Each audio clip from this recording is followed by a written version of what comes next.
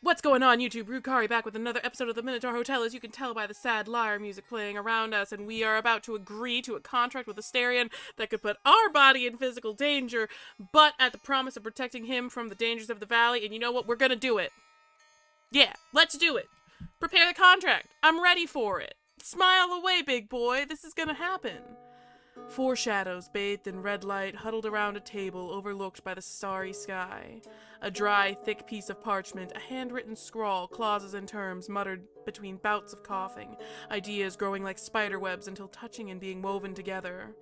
The Minotaur draws a script you are unfamiliar with, something more ancient than the very alphabet. It slurs, fades in and out, then rebuilds itself into words and sentences. Each paragraph bound and latched onto each other, each clause cut open, studied, and put back together a dozen times, until it becomes a frightful web of cause and consequence. Should Asterion ever go to the valley as a result of force or coercion, you'll meet a grisly fate. Let's hope nothing ever causes that to happen, then. Sweat drips from the Minotaur's forehead. He wipes it with a shaking hand, looks over to you, then averts his gaze. The first draft is done. It's left to sleep and age as all of you look up to the stars and share a moment of silence. Kota rubs his temples as he strains to catch sentences amidst the red light. Luke looks to the stars. His concentration is gone. The kobolds are folding a few pieces of paper. You and Asterion stand a foot away from each other.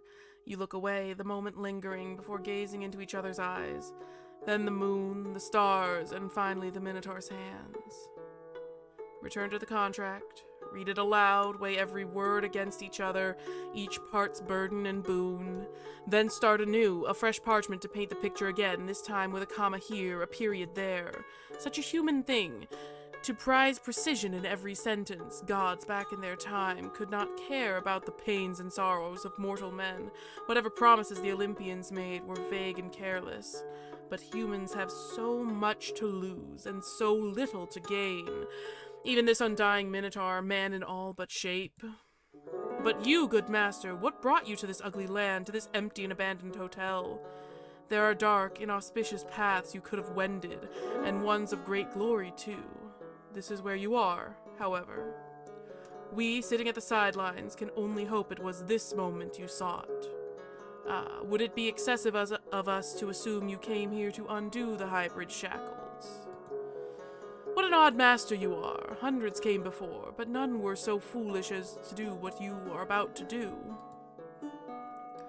Humanity is peculiar indeed. Forgive us if we wander, but the question gnaws. Did mankind change with the times? Or are you, perhaps, a rare, fine specimen? I don't know who you are, mysterious voices, but thank you for the compliments.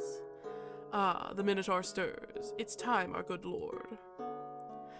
The contract is ready, Rukari. Kota steps forward and reads the contract out loud. By the will of the Labyrinth's master, this binding contract is established, so it may enforce its contents upon the world and its people. Hereby the master commands into existence two linked objects, a lead ring to fit around a man's bicep and a laurel wreath as wide as the prisoner's arm. These two objects shall be linked in cause and effect, as will their wearers. Whoever dons the lead ring will find it impossible to be removed, except through the revoking of this contract. Whoever first dons the laurel wreath shall become its permanent and unchangeable owner. If the owner of the laurel wreath is ever made to go to the Labyrinth's Valley, either by coercion, command, or forcing, then the lead ring shall constrict and close as to amputate its bearer's arm. By the master's will, this contract may only be revoked if all its parties, bearer of the lead ring, owner of the laurel wreath, and the two eyewitnesses present during its signing, consent to it. Such is the master's will. Master, is this truly what you want? Yes. I told you earlier today, and I meant it, Asterion. Did you expect me to go back on my word now that we're putting consequences on the table? He kinda did. Yes. I did. I could not imagine a master accepting conditions so absurd. Suppose you're wrong then, but there's no reason to feel bad. Sometimes that's a good thing. You take the pen and sign the contract. The contract shudders in your hand. Its paper turns thicker, almost leathery in texture. Guess it's official now. You signed the Oath of the Binding Rings. You can reread its terms in the Files menu. I wonder if there is actually an instance you can go along where you do lose your arm. The two rings materialize on the table. Asterion takes the lead one. You take the laurel wreath. And then you turn to each other. Asterion, I promise not to send you to the valley under any circumstances. And I swear I'll protect you from any who would attempt to. I swear by my arm, knowing well the consequences of breaking my word. But I do it with my mind at peace. There's no reason why I would ever transgress this rule. I promise to be the good master you and this hotel deserve. Oh, he's smiling. Master Rukari, your kindness and piety are unmatched. This contract asks nothing of me. Regardless, I will offer my binding word in your favor. I promise to protect you, as is my duty, and to keep away from this land any who would threaten you by means of our oath. I swear that I'll do everything possible within or without my reach, so that you will never regret your mercy. Well then now. Excuse me, Coda, there is something I would like to add. Indeed, Asterion, the contract asks nothing of you, which is why I will require one thing now. I do not care to register this in paperwork, or if it can be made into a contract in the first place. Still, I want you to fulfill this simple request. What is it, my lord? Effective now, you will accept your place as my business partner, and from now on, you will call me by my name. Oh, look at that little smug look on the nose. Coda and Luke are just like, Yes, Rukari, I will accept your request. Thank you. If there are no more objections, then, Asterion, Rukari. You extend your left arm and the Minotaur gingerly slides the ring until it fits around your bicep. It does not, however, constrict or bother. It feels like it's barely grazing your skin, even if it's firm and unmoving. The Minotaur extends his arm, and you do the same. Slide the laurel wreath with its leaves caressing Asterion's fur until it fits around his bicep. Interesting. It's done, good master. Your little ceremony, this peculiar rite, it binds you to ease the prisoner's load. What an odd pair. These rings befit you, and what a gallant ceremony. And now, you may kiss the bride! God damn it, Luke. And now, you open your mouth to spoil the moment, you uncouth peasant. Always! Best. Something tugs on your pants. That's bad phrasing. The little guy glares at you, a good foot of distance away, then shoots out with his arm to offer you something. It's a little paper rose. Aw, thanks, kiddo. You only have the time to grasp it before he runs off to hide behind a rock. Oh, Rukari, he wanted to give you a gift. I guess you're right, they can be cute. Of course I'm right. Why did you ever doubt me? Because you're a know-it-all, I guess? I don't know. The two go on to bicker, as is their wont. You watch, with Asterion by your side, the both of you bathed in the red lamplight from below and the moonlight's white from above. Behind stands the hotel, tall and kingly, a wall between you and the horrible valley. Asterion's arm is warm against yours. This time there is no frightened recoiling or tense shuddering. The wind rushes past and around you, and this time the both of you lean together. Who is it that began it? You cannot tell. Rukari, wouldn't you say this calls for a drink? Yeah, but Luke only brought his watered-down beer. We could share a bottle of wine back at the hotel. I would enjoy that. It would make for a memorable end to this night. Such a tiny ember, but its heart beats red nonetheless. Oh, it's good to see them getting along. Oh, it's so cute. The two of you return home, bumping shoulders as you go. That night, the Minotaur is welcomed into restful slumber. And the following day, for the first time since the Second World War, he allows himself a day of uneventful peace. I like that. I want him to have peace. Oh, Hades and the courthouse. This is going to be some interesting backstory. You know, we always love to hear that. The Minotaur and Charon, ferrymen of the dead, sailed down and across the river Styx. The journey was brief but not unpleasant.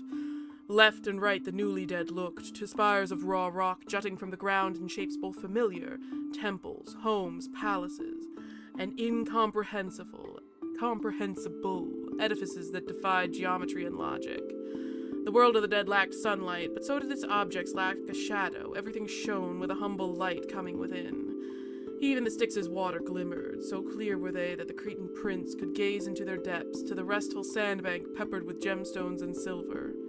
Asterion hummed along with the ferryman's rowing, and when a drop of boredom fell on his mind, he took to singing. First every song he was ever taught, then new ones that meandered along with the boat. He sang until the knot of his throat was undone, and then they arrived. Ahead was an empire of rock, gemstones, and metal, which rose from the ground in the shape of a temple, but with the grandeur of a palace.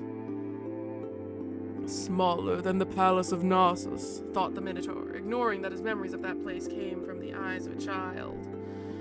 Left and right were tall stone walls, which had been carved down into bars. He could see the realm of Hades beyond, fields of crocus and grapes, pastures where tall horned goats and cows grazed. Guards of Hades approached with spears standing tall, as if expecting a struggle, as the newly dead were not known for their compliance. But upon seeing his visage, they stopped where they stood. The hybrid prince bowed and spoke with a voice so clear, so song-like, they felt as if an old friend and lord was addressing them. He asked for directions to his destiny, and they complied, pointed him to the palace where the dead were judged. They guided him for the first half, passing by the crowds of ailing souls that were yet to accept their own passing, before it became clear this subject required no oversight. For the second half of the journey, thus, they followed him instead and talked. They asked of Crete, cradle of civilization, and Asterion boasted about their fields of crocus and how they swayed in the wind. The prince asked about life in Hades. What trials does the Lord of Good Counsel see fit to impose on his subjects? Their response came in booming, fearless voices. If you are deemed a hero as your vision would imply, then the fields of Elysium await you, where you'll find an existence lacking in tragedy. As for us, men of little glory, the asphodel metals are where we make our home. Here we exist as if still alive, toiling but not suffering, enjoying neither privilege nor curse. My friend, your words are kind, and you need not flatter. My why am I having such trouble with the word visage? My visage is as far from heroic as one can be, and I have lived without merit worthy of praise. Is that so? But make no mistake, I speak with no flattery. You bear a likeness most familiar to us, guards of Hades, albeit inverted. If your tongue is honest, and you bear no glory worthy of praise, then I pray you consider my advice. One such as you would be a welcome addition to our ranks.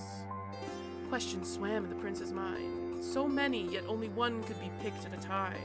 As much as he wished to know of his future, the past still had an allure he could not resist.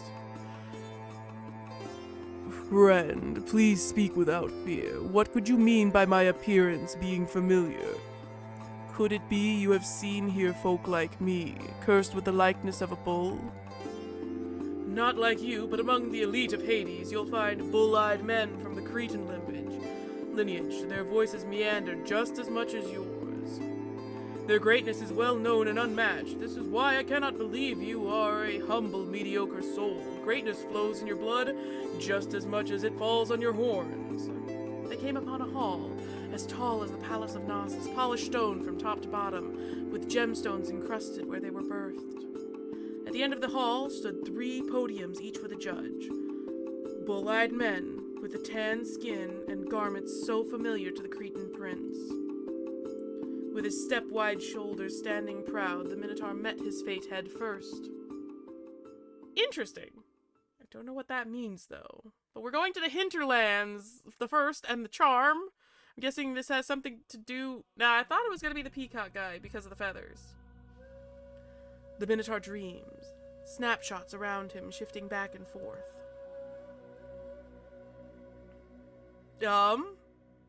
Okay. Not what I was expecting to see. Not our Minotaur! Sun beating on his back, fur was always damp from wearing hoodies, a stream of sweat running down his brow. Dry clay caked the fabric. He smelled sour. Soft cloth over his blossoming horns, some shade over his eyes, tail tucked inside his shorts. Then torn hoodies when his horns couldn't be hidden anymore. Bruises before class, hidden underneath black fur, then an hour or 2 of numbers. Cold, gentle little blocks. He was holding a pencil now, no more than an inch long after being used to its end. He wrote the numbers down with love, each 7 crossed over in the middle, symmetrical rows of 6s and 9s, a perfect curve for each 2. It took him a while, but he mastered the 8. The 2 bubbles had to be mirrored, then class was over. Years later, syntax and grammar, verbs, adjective, nouns. Approach the delicate woman, the teacher said. Cross the unwearying sea. Sentences stretching on and on, neat little bricks. Hollow-hooved bull, he said. Snickers. The boy disliked these words. Then came interpretations, texts. He liked the stories, but the rules of his mind were different from those the books held dear. History and geography were puzzling, too soft and pliable. They escaped through his fingers. Philosophy was fine as long as it was close to mathematics, but biology was an insult. Bruises after failing biology, punished for punching back, made to wear corks at school, stopped school but kept the numbers and all the little bricks he could carry. Walking to the store with Mom, men sneer and spit insults at them, pretends he doesn't know what zoophile means. She pulls his arm. Maybe this time she'll dislocate it. She never said who his father is. Maybe she doesn't know, but he's human, she assures him between drags of cigarette smoke. Something tells me he's not quite human. There is a kindness in family. They are the only people who see fit to ignore him. But that's not enough. Ran away, spent a while in the wilderness, then the city, looked for a job, returned home. Tried again, this time stole enough money to get a bus to someplace farther away. Slept under a bridge, always during the day. Night hides his horns and muzzle. The aisle empties when he goes to the store. He's asked to leave the burger joint with a note on the bag to not eat in. Good enough for his stolen money, but not for his presence. Fail, try again, fail worse, go home. Howdy there. Did I disturb you? Even before his consciousness awakens, the Minotaur has already planted his hooves on the soil and pushed himself deeper into the alcove. His ears flicker, eyes leap around until they focus on the man blocking the sun. He can't catch any features, and in fact, an itch at the back of his head makes it impossible to tell what he's looking at. Words cross his mind, his lips tighten. Is the man talking to him, or is there someone else just out of sight? Maybe, the Minotaur thinks, he hasn't seen me. He parts his lips and draws a breath, slow through his teeth, to not make a sound. I came at a bad time, didn't I? I'm awful sorry to bother you. But I was passing by, I came down here to sort of personal issue, and a family friend made it a point that I should meet you. The man takes a notepad from his back pocket. Each page flip is accompanied by a crisp ruffling of paper. He scans it before going on. Again, sorry to bother. And I know what I'm about to say will sound strange, but would you happen to own or live in a hotel? Crap. I I need a voice for another bull that's not Asterion, but is still kind of deep and grumbly sounding. Oh god. Excuse... I could do this. Excuse me. Now that's an awfully dumb question, alright. No, I don't love it. I need, I can do this. Excuse me. Now that's an awfully dumb question, alright. You think I'd be sleeping here if I owned a hotel? I don't love it. We'll work on it. Yes, forgive me. I had to make sure. Can't leave any stone unturned. The man gives his notepad another once over, followed by a sigh as he runs a hand through his hair, slicking it back. When I was passing through the village, I was told you were looking for a job. I happen to need some help and can make it worth your while. The Minotaur grinds his teeth while searching for malice in the stranger's voice. Every word dissected, every movement judged.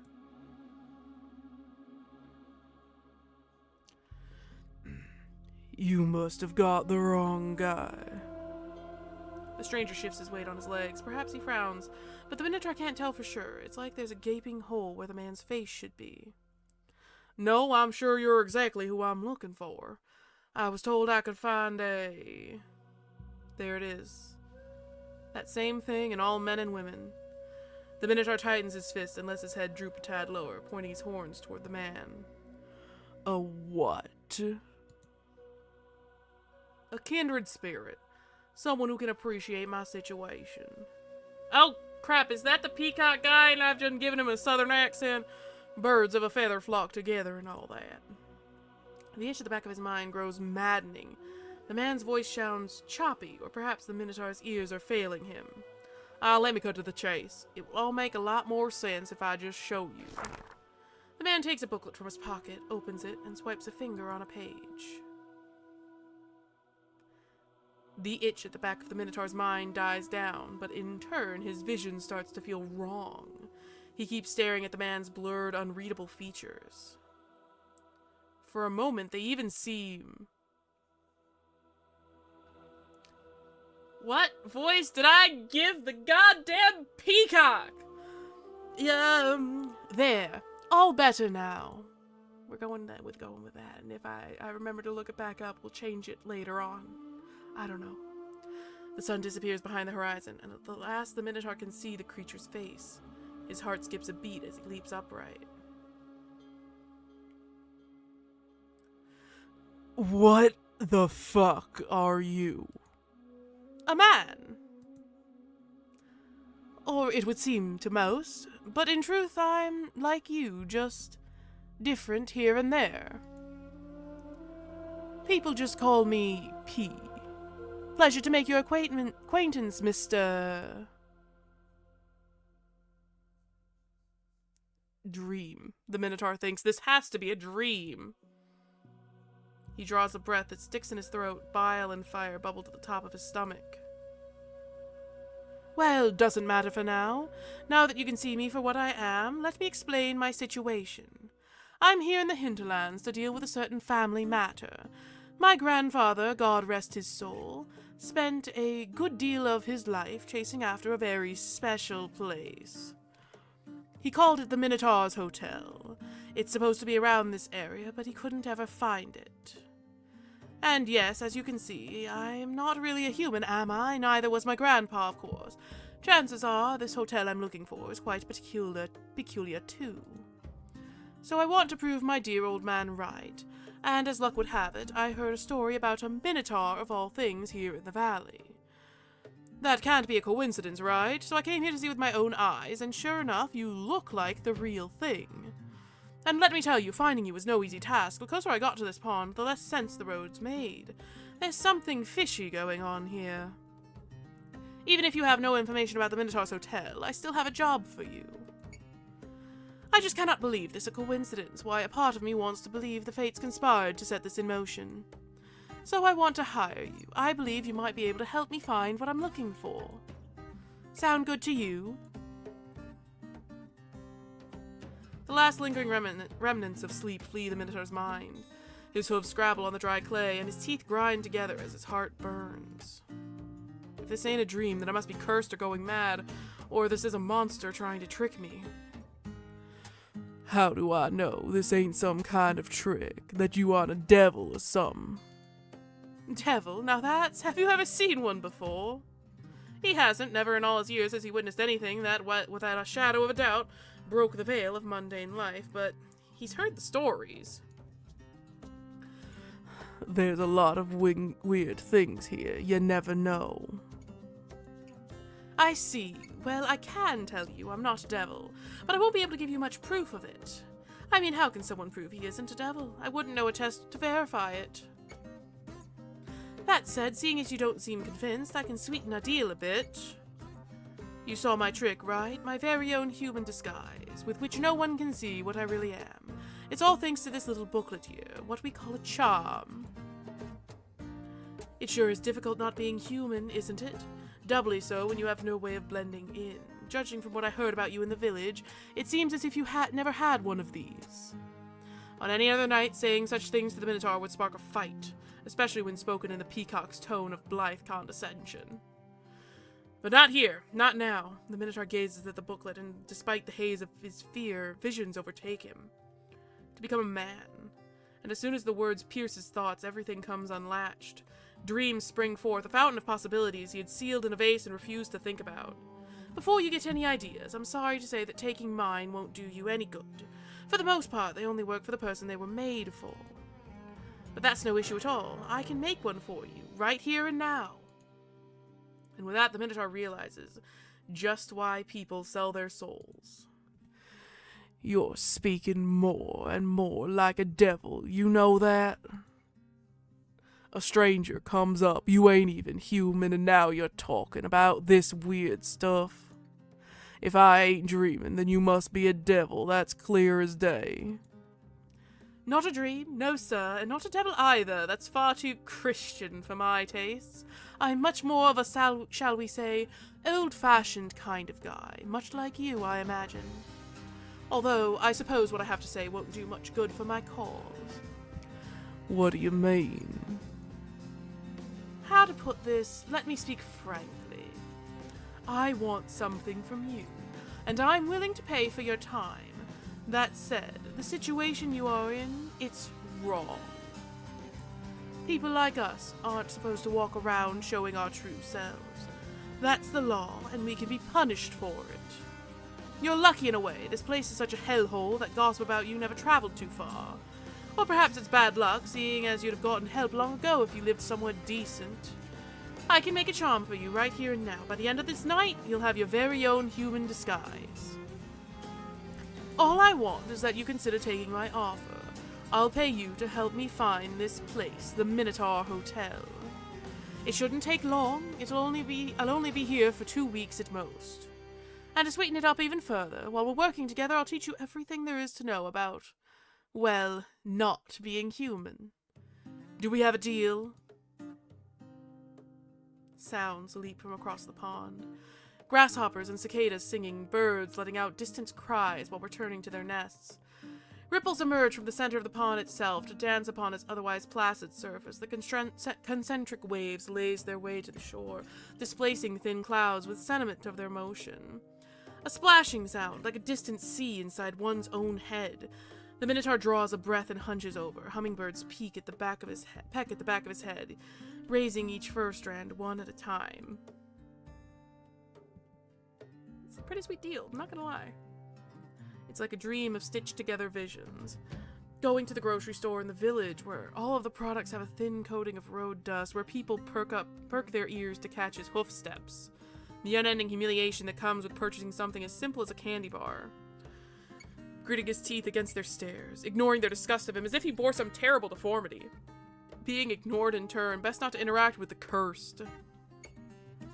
His mind goes back to when he was younger, when he would wear hoodies to cover up his face, panic when his horns got too wide to be hidden away. The hummingbirds dig their beaks into his skin as yet more visions rise. Being out on the streets like any other unassuming passerby, out and about without hiding away from fear and hatred, those who once stared at him now unaware of his identity. He can make a new name for himself, born anew. This is his salvation. And this man, He must be a demon. There must be a catch. Then again, he's damned already if he wasn't fated for hell from the day he was born, and circumstances sure had left him with no other choice. Any price is worth it to be a human, even his soul. You don't have to lie. None of this can be true, and if it is, I know you must want something more. I'm still not convinced you ain't a devil, sir, or if there's something else you're after. But even if you are, and you intend on taking my soul, consider this deal taken. I'll do the job and whatever else you ask of me. Just make me into a human, no matter the cost. You're funny, kid. Very well, our pact is sealed. Let's not waste any time, eh? Tell me, what's the water like in the pond over there? Salty and dead. Nothing grows there. You better not drink it. That won't do then. We need a proper place to do it. I believe I saw a crossroads on my way here. The charm will be stronger if we craft it there. Let's go, and start collecting dry wood on the way. We'll need to make a bonfire.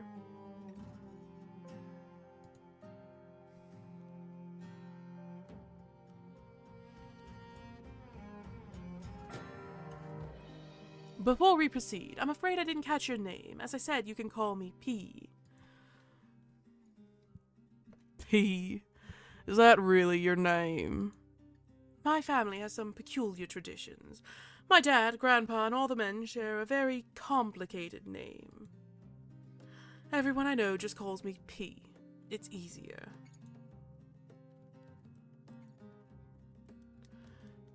The Minotaur can't help but feel excitement stampeding in his chest. For a moment, he allows himself to fall into the fantasy of performing a mysterious ritual with this inscrutable man. His chest swells as he recalls a nickname he was proud of, and how powerful he felt when people spoke it. Then you can call me Storm. It's what people used to call me. Storm? Very well. Nice to make your acquaintance. Now, before we start, would you mind telling me a bit about yourself? The full stampeding in his chest grows still and hides in the tall grass. His lips are stretched taut. Storm snorts and looks away. He doesn't even raise an eyebrow. He picks the lad apart, clothes, accent, emotions, in search of a salient point he can exploit. Something vulnerable, but not so sore as to elicit a hostile reaction. You are from around here, right? A harmless enough question for the moody young man, better than asking about his clothes. Born and raised here. What was that? What was that accent? Born and raised here in the hinterlands.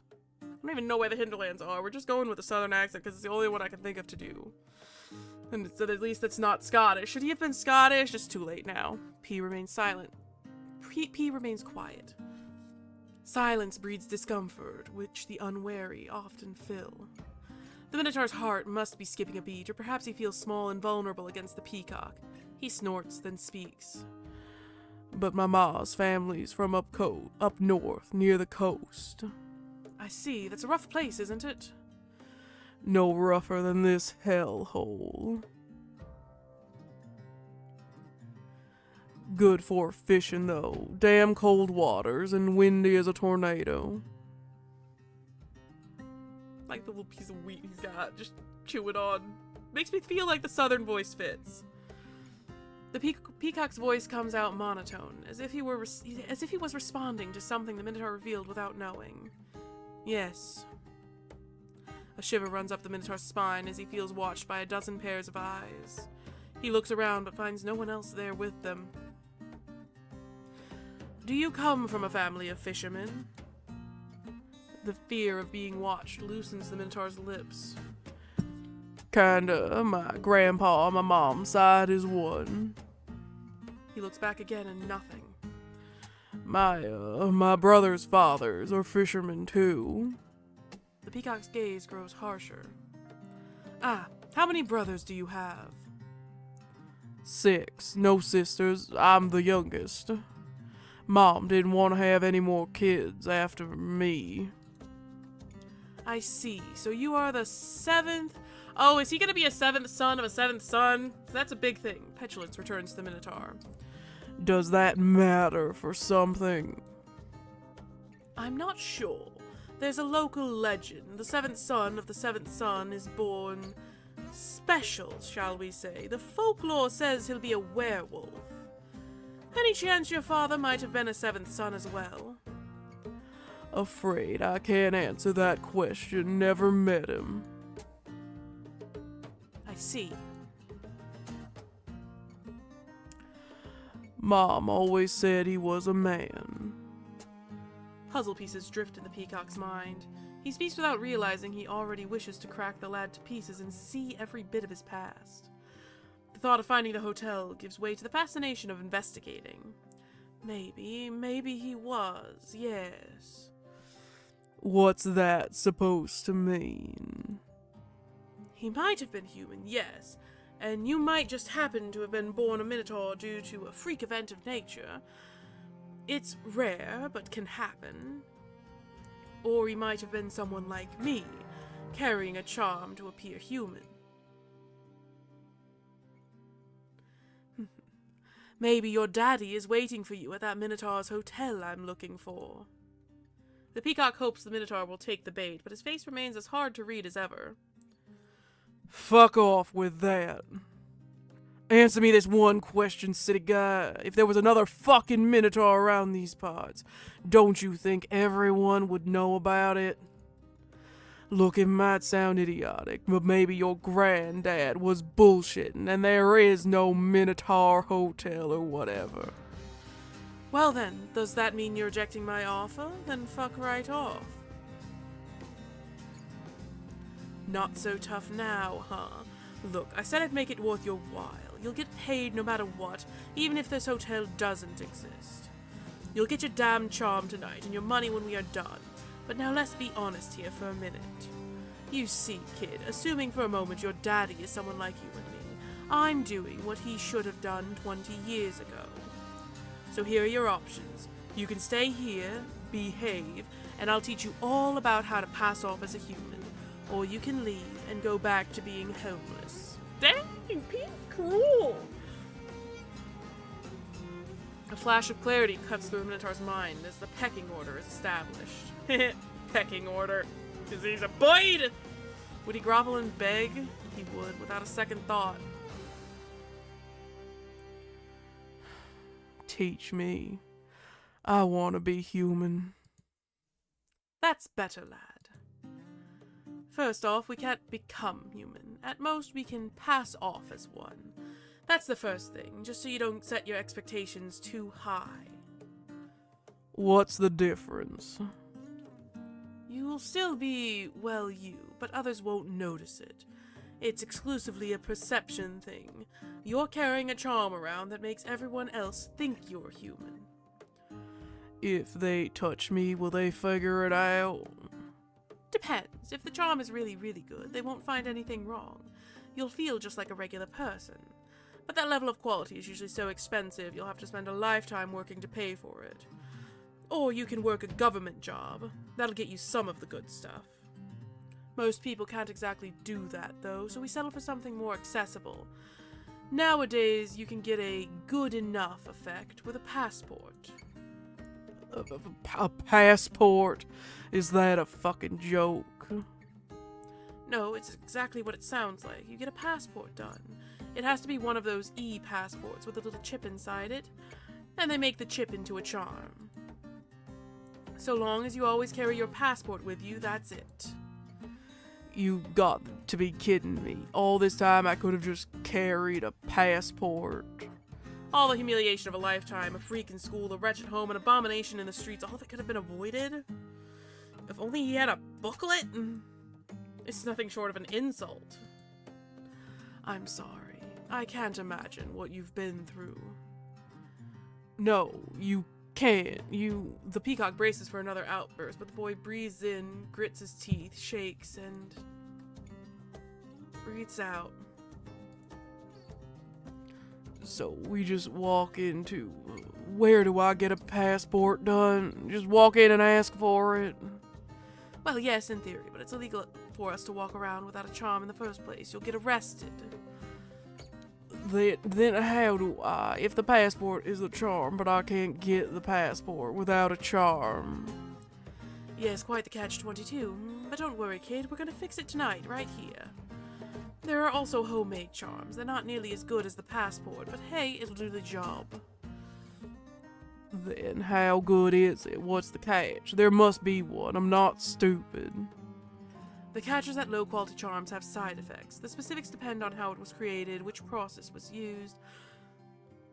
More often than not, they'll make it hard for people to remember you. Mind you, the passports usually have this problem too, but it's really bad with the homemade ones. Will people just forget I ever existed? No, it's more like with a homemade charm. People who meet you while you're in disguise will forget they ever saw you after about an hour or two. Makes it real hard to keep a job, you know, or to make friends, date. No. No. That's not a bad thing. It sounds great.